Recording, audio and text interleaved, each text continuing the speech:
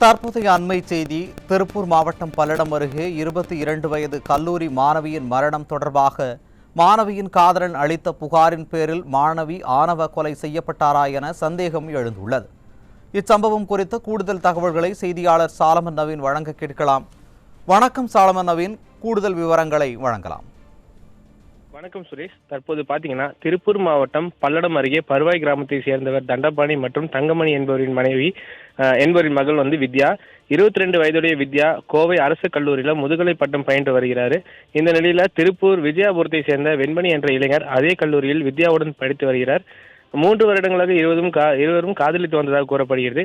இந்த நிலையில கடந்த சில நாட்களுக்கு முன்பு வெண்மணி வித்யாவின் வீட்டிற்கு பெண் கேட்டு வந்ததாகவும் வித்யாவின் பெற்றோர்கள் திருமணத்திற்கு சம்மதிக்கவில்லை என கூறப்படுகிறது.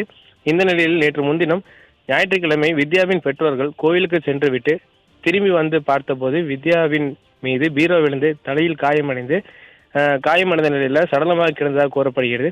இந்த சம்பவம் குறித்து காவல்துறையினருக்கு எந்த ஒரு தகவலும் தெரிவிக்காமல் வித்யாவின் பெற்றோர்கள் அவரது உடலை அருகில் இருக்கக்கூடிய சுடுகாட்டில் அடக்கம் செய்துள்ளனர்.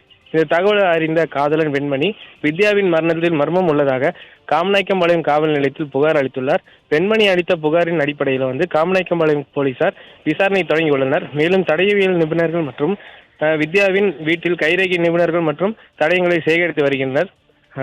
இந்த நிலையில பருவாய் கிராம அலுவலர் பூங்கொழி இது குறித்து காமநாயக்கம்பாளையம் காவல் நிலையத்தில் புகார் அளித்தார்.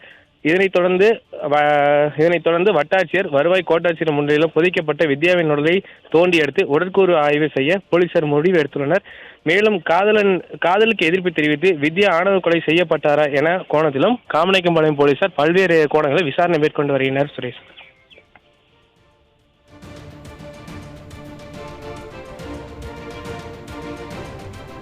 விவரங்களை வழங்கியமைக்கு நன்றி சாலமன் நவீன்.